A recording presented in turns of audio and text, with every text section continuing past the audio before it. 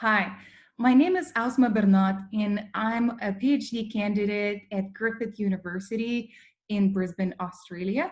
I'm pursuing my doctorate at the School of Criminology and Criminal Justice.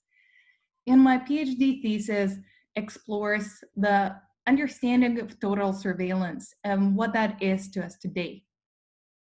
Now, today I will talk to you about surveillance in China, and it's basically a crash course or a 101 of how surveillance systems in China are created.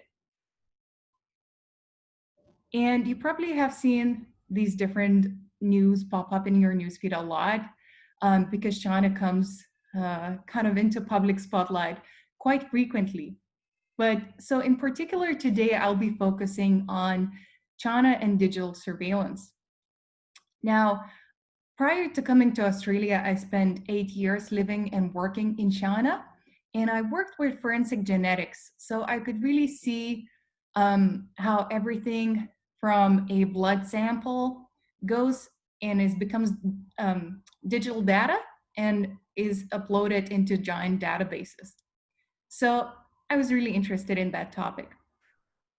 And for authoritarian systems like China, these systems actually provide a really interesting research context to study the adoption of systems of surveillance. Now, China is particularly interesting in that respect because it has adopted so many different technologies of surveillance. Further, it has created really fertile ground of political ideology to act on behalf of its citizens in adopting these technologies. Now, the party state of China has been part of all aspects of social and political life for decades, but the current political leadership of Xi Jinping has even advanced that role further. Now, here in the pictures, you can see facial recognition. So this particular picture I took at the train station. So you can see that when you're passing that gate at the train station, wanting to go in and find your platform, you are uploaded onto a facial recognition platform together with your national ID card or passport and what you look like, so your facial features. There's also, I have an upcoming chapter where I write about DNA databases in China, and it's not common knowledge, but China actually has the biggest DNA database in the world by number of entries, and it has the biggest YSTR database in the world. So YSTR genetic databases, they collect a lot of male information, so genetically labeled male information. And they may be useful, or at least in China, they're frequently used for solving cold cases of murder. Now, you may also know that there's not a whole lot of countries in the world that have whole population databases, but in the northwestern province of Xinjiang, China is trying to create a whole population DNA database. So you also see a CCTV surveillance camera, so 3 cameras on one street corner. China has 8 out of 10 most policed or most CCTV surveilled cities in the world. So that's quite interesting. And there's a lot of CCTV surveillance, and even more, what is more interesting is that a lot of these cameras are now smart. So they have AI capabilities embedded in the technology. You probably have also heard about the social credit system. Now, a friend of mine calls it a social trust system. But any way you call it, it's kind of a digital system of credit. And it's connected to government databases. So these government databases have black and red lists, and where your credit can fall. So if you're doing really well, it can go a little higher up. If you're doing poorly in your credit rating, credit score, you may be blacklisted actually. And we'll talk a little bit more about what that means and how that credit is created or determined, what sort of behaviors can define how a social credit is calculated. Also, in the last picture, you see an example of online censorship. So we'll talk about the legal frameworks that helped the government censor communications. But especially after Xi Jinping came to power, WeChat was started to be extremely policed along with Weibo. And this is why we talk about that censorship power, the power to control information, and what that means to the people in China quite a lot in the media. Now, from numerous academic and media reports, it is clear that China is a country that has highly advanced technological and security infrastructure. And out of many countries in the world, they have so-called, AI races. China has joined that artificial intelligence race as well. And China is probably closest to actually implementing total surveillance nationwide or almost nationwide. Now, looking at China is really interesting because it provides us broader understandings of how surveillance can be structured.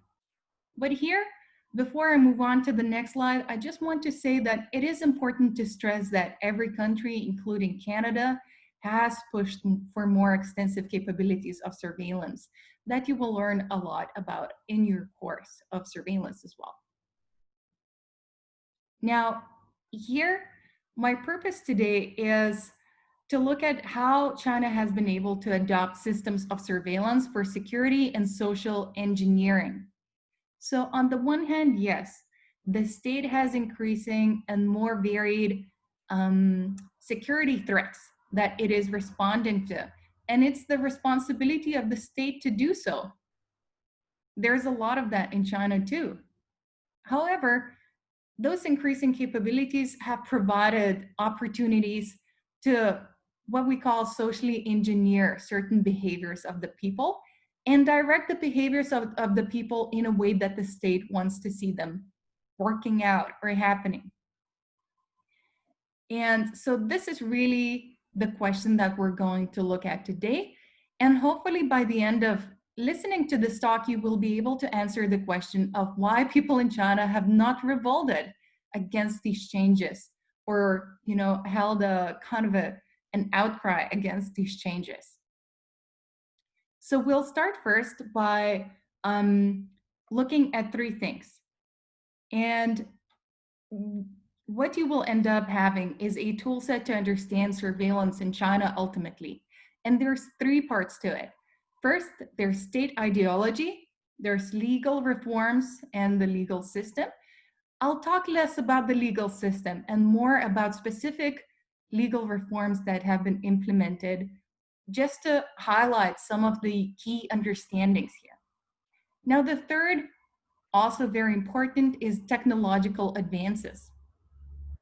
So these three things are really important when we're looking at how surveillance systems in China work.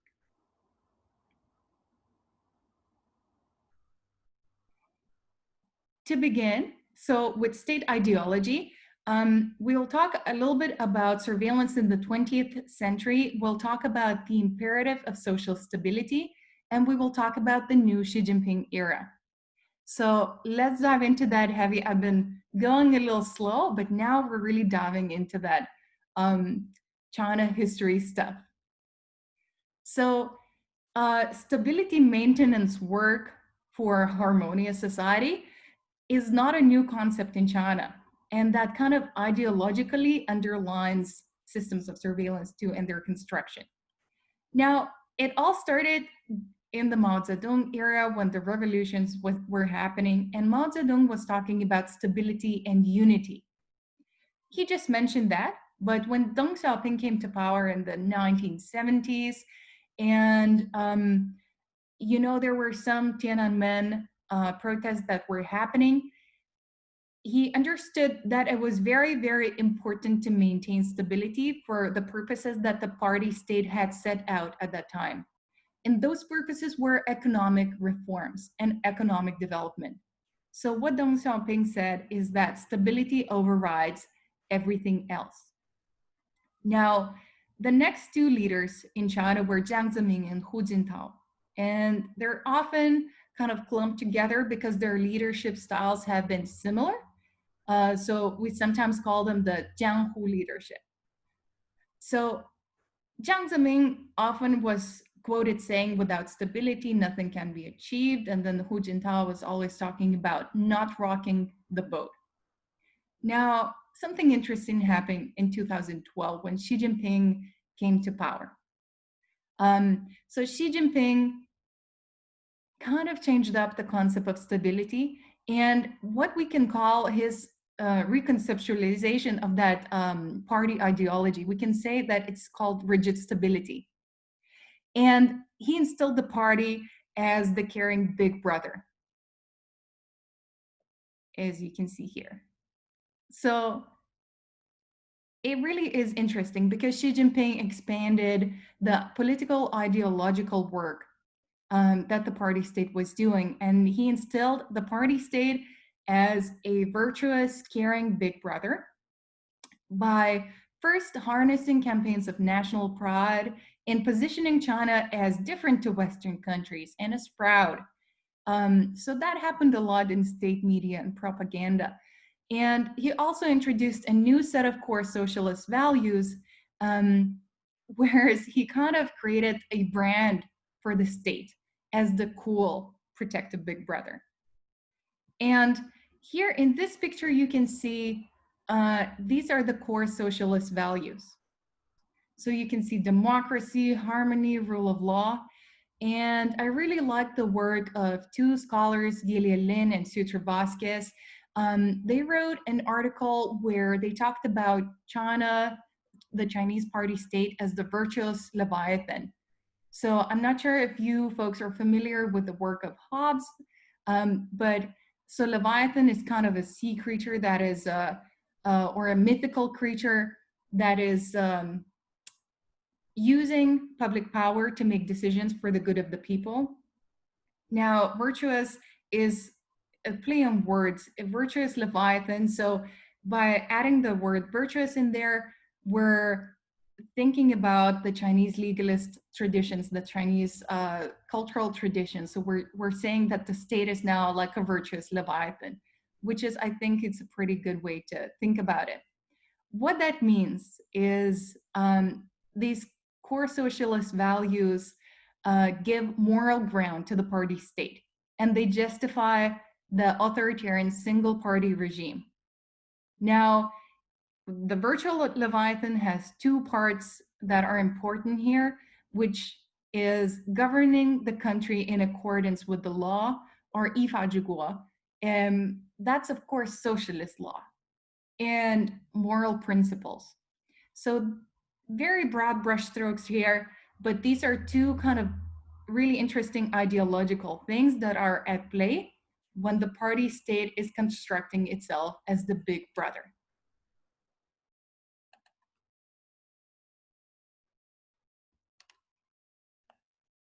Now, technological advancements meant that the state could do a little more. And I will cover some of the main trends and characteristics of that, which are the development of national tech giants and unicorns. So basically providing money and support for homegrown technologies. That's a really interesting topic and something that you can look into further as well if you'd like. I will also talk about how a lot of these companies or these giants and unicorns that are emerging, they are connected to the military and national security in China. They're also connected to the party state. Now, ultimately, the purpose of advancing these technologies is to automate them. And just a refresher slide. So these are some of the technologies that have been implemented. And I want to walk you through the historical development of that a little bit so that you can understand how we got here in the first place. So first of all, you can see a couple of pictures here, and on the right, you can see that My Social Credit Score is just 631. So it's pretty low. I should donate to charity a little more. Um, but so, first of all, there was information on file during the early revolutionary era in the 20th century. So this information was organized in file form. Here, really has deep roots in Chinese administrative and policing structures. And in communist China, there's two types of individual files that were kept on each individual. And those files are the dangan, or the personal dossier, if you may, and hukou, a household registration certificate.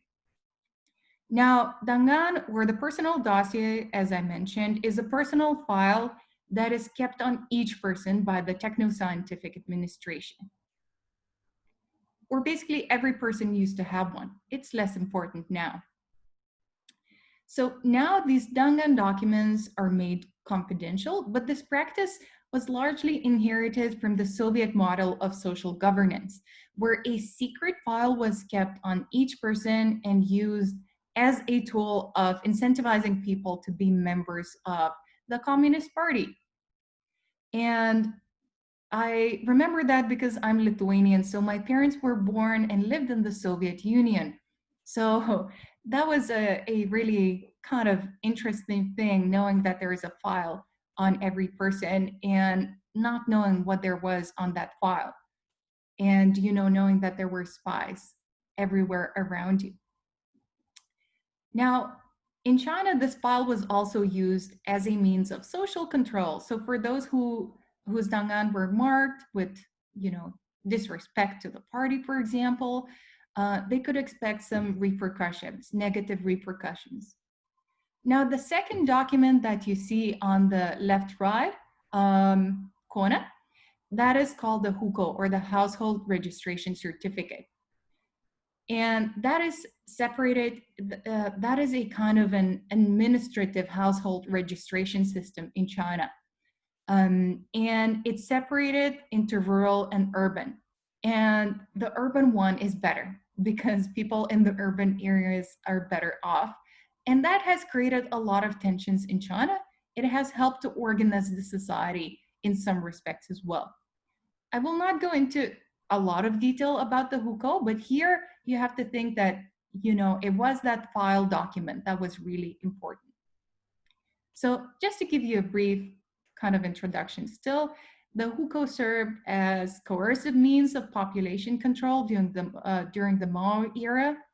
And primarily its function was limiting urban migration. Now, during the reform and development period, hukou contributed to the creation of social inequalities and served as a source of multitude tensions, and still does now, although now it's a little easier to move across the country. And currently, the hukou system serves two main functions. First, domestic migration, and it also helps the socio-political management of target populations, so-called people that the government doesn't really like or has on their so-called blacklist, such as sex workers, drug users, are in that blacklist of target populations. So what happened after these? These were the two, on your left-hand side, you see the two ways of organizing information on a paper file. Now, what happened next were electronic units of measurement, such as first people had ID cards, and they had ID cards with a chip in them so that their movements could be tracked, their information could be updated quicker. And further developments include facial databases and that social credit system. So a social credit system is a system where you're given a score on your certain behaviors, and I have a slide on that in just a moment. Now, overall, there were individual information on a file that was kept on people. Now we also know that there were electronic units of measurement, What is also important to understand is the jurisdictional markers. So if you want to think about it, you can think about it like a vertical and horizontal way of organizing a country. So vertically, the central government gave tasks to certain verticals, and those tasks then got distributed horizontally, which may be called the grid management or the Tiao matrix. So there's different ways to think about it, but it's kind of you creating kind of a grid. So areas that may need or may be perceived to need a little more attention from public security may have more grids in them. And then areas that are perceived less threatening or super safe, they may have fewer grids. So that's how that grid system works.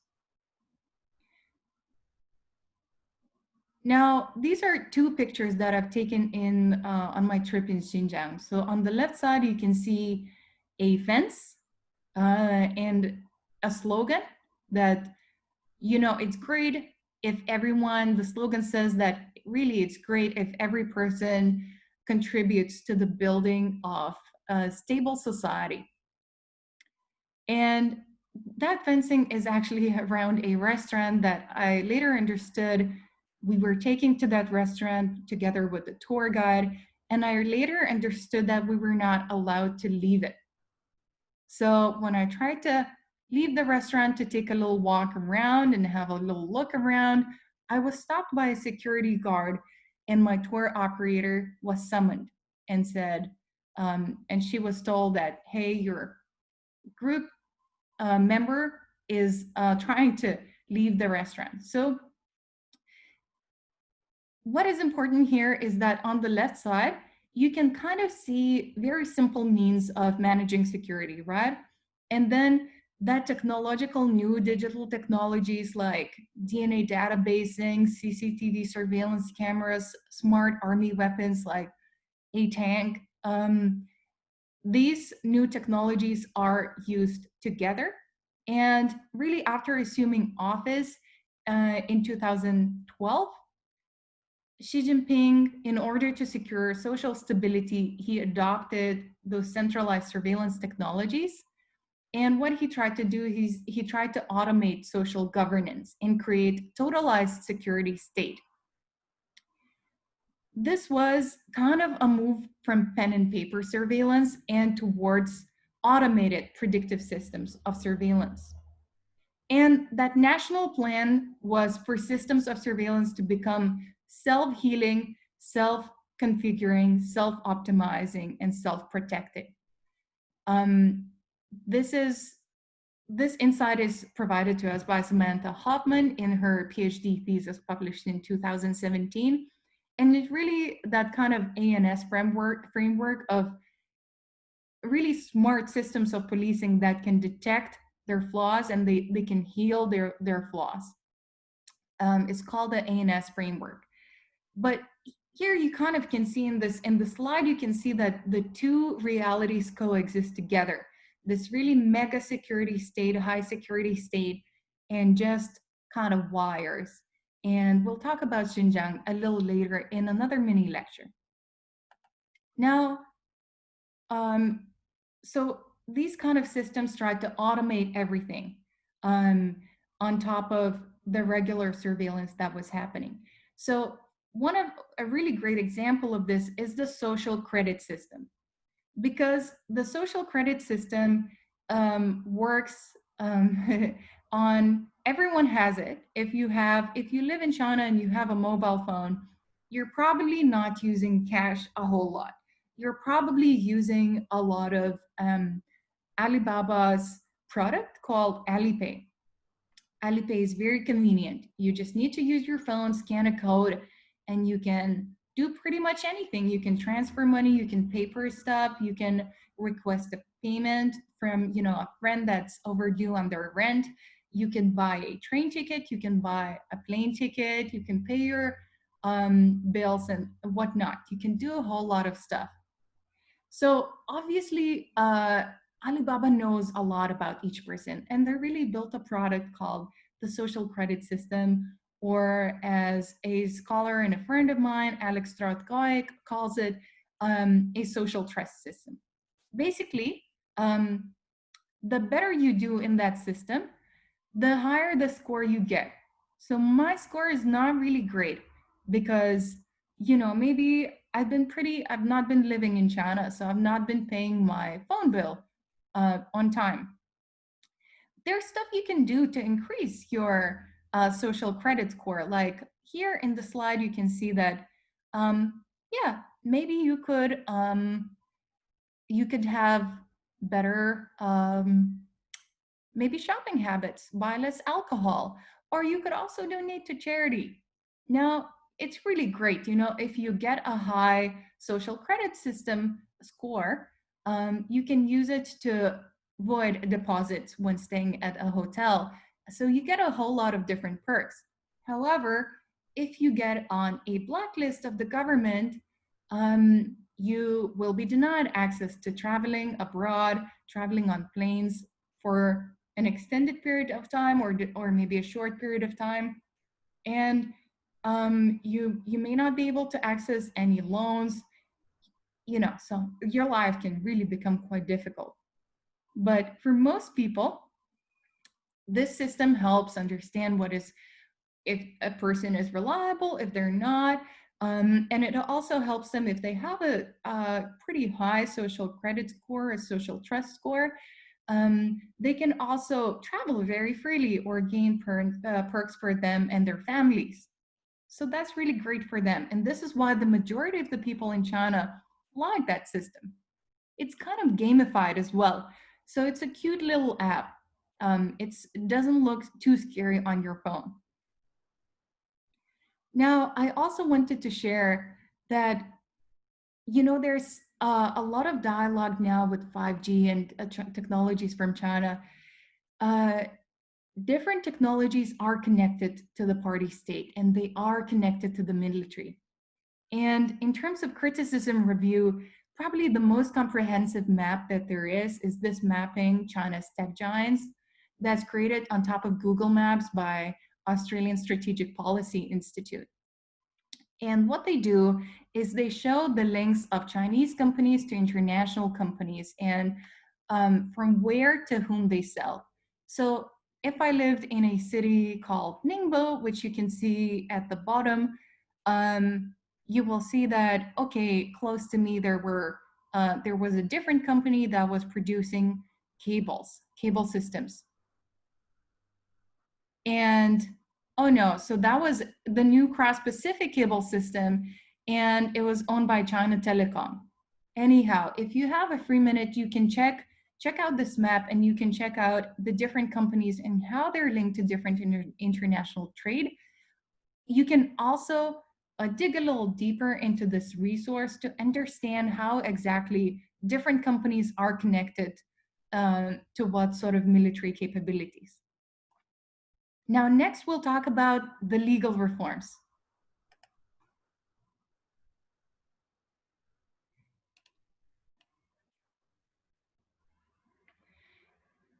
So in terms of legal reforms, if you look at the three aspects of building of the Chinese surveillance state, this is kind of the final third of the three really important aspects. So first we talked about state ideology. We talked about technological advances and how technologies are being increasingly automated. And now we're talking about legal reforms. And it's really what's happening in China today is really smart if you think about it. And I will tell you why in just a minute. Here on the left side of your slide, you can see a few headlines, such as systematic government access to private sector data in China. That's an article. The road to digital unfreedom, President Xi's surveillance state. WeChat allegedly monitoring its overseas users. And how TikTok, that's a pretty hot topic right now, how TikTok censors videos that do not please Beijing. And I would argue that a lot of it has to do with the way that the state has structured its communications. Um, and not only communications, it's other areas as well. So I only have one slide here, but I will spend a little bit of time trying to really unpack these three concepts. So Xi Jinping basically has tried to make society legible. And that has included reforms across communications, financial, and policing sectors. So these are the three main changes that we have seen happening, the three sectors where we have seen big changes happen. First of all, with digital communications, this is kind of in the news every day. So internet communications really saw legal, regulatory, and policy changes. And after Xi Jinping assumed leadership in 2012, so he accelerated the restructuring of the broad ideological landscape. And he not only did that, he ultimately changed the way that communications worked in the country. And there were a few main milestones leading up to that. So, okay, he assumes leadership, he introduces socialist rule of law, and Xi Jinping thought on socialism with Chinese characteristics for a new era, or we shorten it to just simply say Xi Jinping thought. Then he's like, okay, the ideological part is done. You know, people know about the core socialist values. Great. In 2016, a new law is published called the National Security Law. And what happened prior to that is there was a central leading group for cybersecurity and informatization membership. Now, Xi Jinping was the head guy in that group. And what he did is he gathered a few people together um, who were the main decision makers in terms of governance. And he gathered a few people from the communications industry together.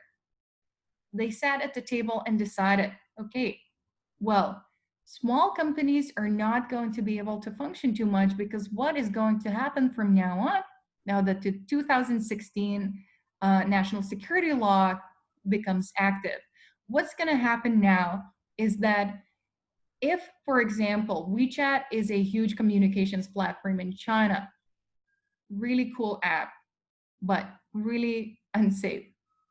So WeChat, if you're the CEO of WeChat, you are responsible from now on what happens on your platform. So for example, if there's a group of people and they're sending messages that are subversive to the state, you are by law obliged to monitor and report those conversations to the government. So, you know, before Xi Jinping, there was kind of like a feeling of freedom to some extent, and maybe the reins being loosened a little, and growth of civil society even. And after that, we saw a lot of the closures of WeChat accounts. Some people were not allowed to use WeChat at all. And the same went for Weibo. So this is how the central leadership kind of outsourced the monitoring of communications. It's a really interesting thing because it kind of connects back to decentralization slash centralization model, which you may come across during your studies of surveillance at your university. So this happened to digital communications. Now, financial institutions were kind of connected to this as well, because now with the social trust system, and everyone with a phone having a social trust score, now that kind of governance was outsourced as well, and it was automated. So the social engineering has been automated. And also another thing that happened is that Golden Shield um, was a very basic policing infrastructure. So like it made sure the police had information of where people were staying at a certain area, and it started growing. So by the end of 2016, it involved maybe 80 different functions, such as mobile policing. So not only could the police bureaus talk to each other, which of course is necessary, they had DNA, they had biometrics, they had facial recognition apps, they had mobile policing apps. So that grew. And really, Xi Jinping has this idea of comprehensive national security or mega security that is being pushed through. So we will see what that brings for policing sectors and also public security sectors. So these reforms have made the society legible ultimately. And I've given you this tool set of three concepts to really help you understand the complexity of how all of it works together. And, I really kind of ending up my lecture, I want to ask a question of what these systems of surveillance actually mean to the people in China. And they mean two things. They mean that the people who are complying by the rules of social engineering and who are allowing for the behavior to be um, directed by the party state, they get a lot of perks. So that's the luxury hotel room. Because I think that really kind of represents for me that you're able to access more. You're able to access more luxury. You're able to access more finances. Now, for people who don't make it to the good side, and those people include also people in Xinjiang. It's probably the most painful part of what we're seeing right now. These people are then blacklist monitored, and really there is no place to hide. So this is a slide on the right hand side. You can see that it's a slide that shows you how the police sitting in their station can monitor people with these smart AI surveillance cameras. And you can see that there's a little green square on each person's face. It means that these smart cameras are recognizing the faces and they can link that information back to centralized databasing. Of course, the police has the facial biometrics of everyone, so everything can be linked back together. If you are on the blacklist for some reason other than a crime, there really is no place to hide. So there's good parts of it, there's bad parts of it. A lot of people think that they're good people, they're not doing anything wrong, and this is why I would say there's no big revolt against what's going on in China at the moment. So we can say it's kind of like the total people don't understand or don't mind that there's so much surveillance. Thank you. And these are my references for the talk, some useful resources that may be interesting for you to check out.